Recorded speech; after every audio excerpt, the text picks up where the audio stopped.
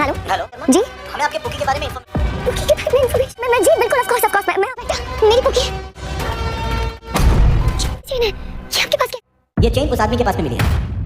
आने वाले एपिसोड में आप देखने वाले हैं कि अबीरा को जब पता चलता है कि पुक्की के बारे में पुलिस को कोई इन्फॉर्मेशन मिली है तो वो वहाँ पहुँच जाती है। तो इंस्पेक्टर से आके कहती है कि कहाँ है भाई मेरी पुक्की।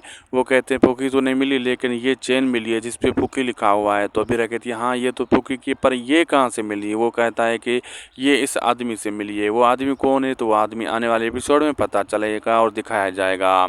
दूसरी तरफ चलते हैं, दूसरी तरफ ये दिखाया जाता है कि गीतांजलि और अरमान बहुत ही जल्द शादी करने वाले हैं और शादी के बंधन में बंधने वाले हैं।